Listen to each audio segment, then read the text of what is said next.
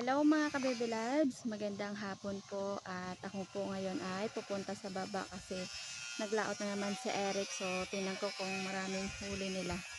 So samahan nyo ulit ako mga kabebe loves, mainit kaya nagpayong ako. Kahit hapon na dito sa amin ay mainit pa rin, ang oras ay alas 3, papunta na po sa alas 4 mga kabebe loves. Lakad lang ulit ako ngayon at ako lang isa, wala akong kasama. So samahan nyo na lang po ako. Tayo na lang ang maglalakad. So let's go mga kabebe loves. Dito ulit ako dadaan sa highway.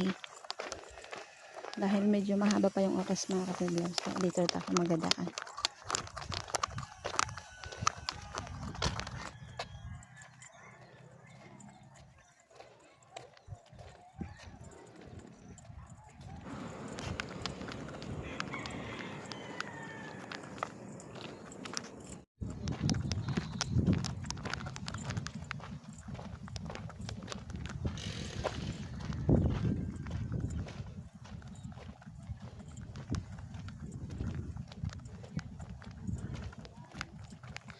Bababa na tayo.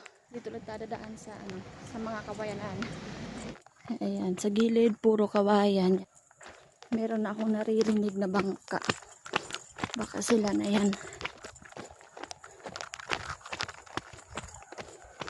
So pagbaba niyan, dagat na at playa.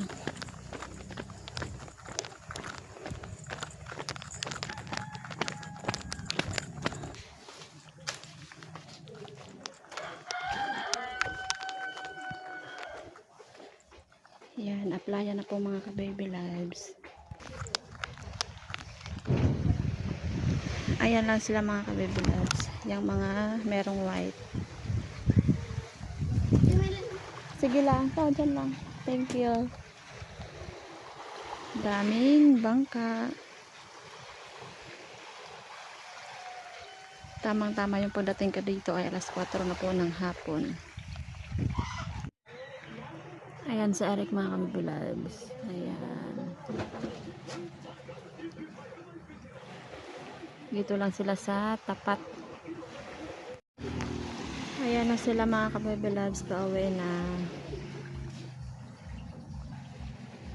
Tignan natin kung merong huli. Sana naman meron para hindi sa gas. Para hindi lugi. So siya lang pala mag-isa. Hindi kasama si Kuya Emer.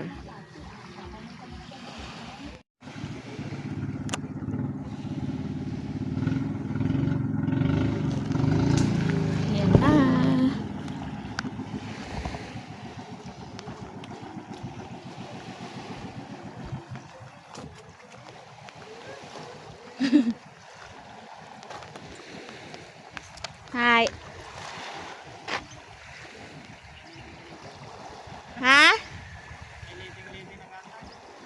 Siyempre, tinan ko maraming huli. Go daw isang bilog lang ah.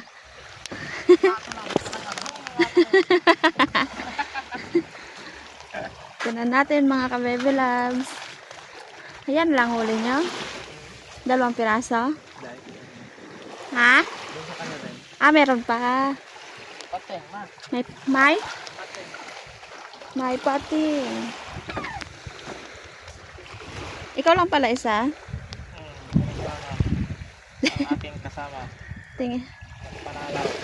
Wow. Tulingan pala kami ko pakan. Meron pa daw doon sa kasamahan niya mga ka-baby loves. Si Eric lang ang naglaot. Siya lang isa. Tingnan natin doon sa kabila. Yan mga ka-baby loves, tulingan. Libre na naman ang ulam. Yan mga ka-baby loves, ito pa pala ang huli nila. Pagkalaki. Malaking tulingan. 6 piraso pala ang huli nila. So ito yung pinakamalaki. Hindi ko alam kung ilang kilo yan mga ka-baby loves. kami ng pang-ulam, tig-isahan. Ito yung aming ulam ulit. So yung natira ay ibenta. Mga ka-baby loves, babalik na kami sa taas. Mga ka-baby loves, nandito na kami ngayon sa bahay. So gagawa ko ng merienda. Kamotik yun na naman po ako.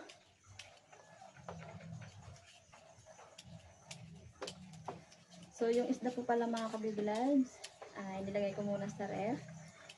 Hindi ko muna siya lulutuin, baka bukas na kasi meron kaming ulam pa.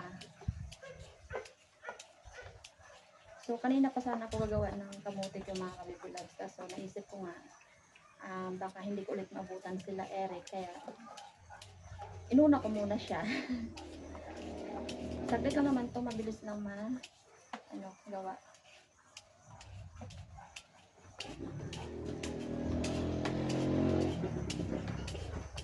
Gumagawa din sila ng kamutik ng mga ka-baby loves ang kapitbahay. Si Eric ay nandun pa sa kanila.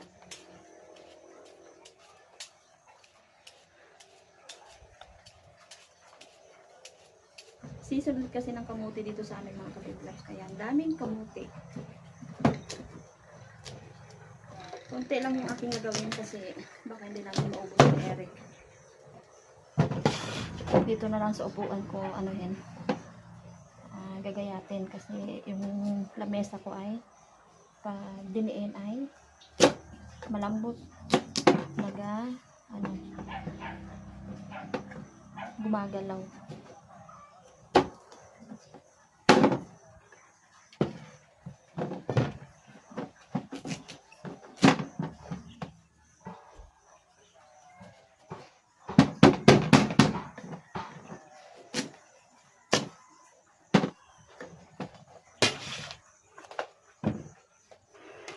Bale, ito na po lahat mga ka-baby loves. Malinis na yan at nahugasan ko na po. Madami din kahit 4 piraso lang yan.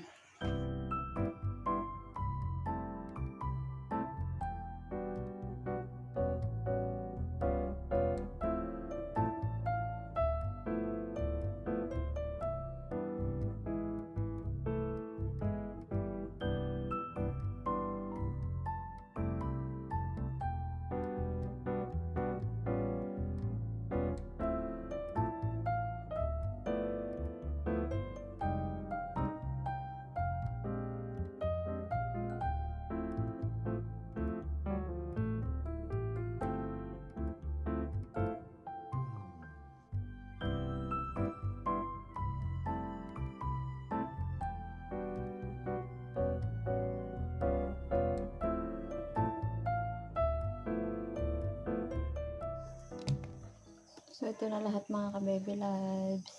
Mga ka-baby loves, so ngayon po ay merienda na kami. Yung merienda namin ay papunta na sa gabi, so hindi na kami kakain ng kanin. Kung nagutom, edi kain. So, pray na tayo, Lord. Salamat po sa pag-iingat niyo po sa amin ni Eric. Salamat din po sa pagkain na sarapan namin at sa lahat-lahat ng business. Amen. Kain tayo mga ka-baby loves. Ito yung merienda na hindi nakakain ng hapunan. Kain tayo mga ka-baby loves, kamotik yun.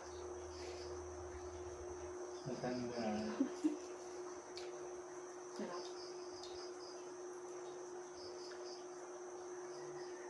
Gusto ka ng kamotik. Hindi mo malasa. Nag-order na ulit si nanay ngayon. Isang bundle, 350.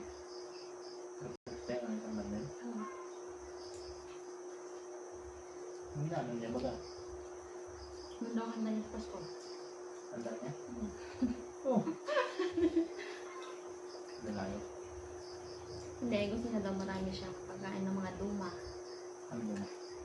Mga duma, ganito. Yung mga hindi po kakanin. Malinggoy, gano'n. Target pala ka kanina. Yun, mo kung gano'n. Sinabi mo daw lang. Dalayo.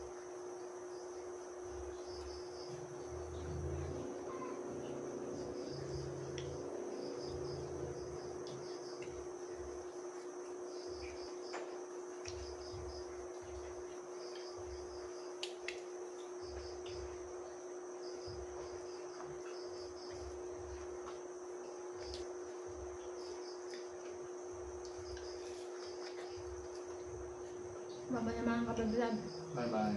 Kita sa next video natin. So, tomorrow na yung isda.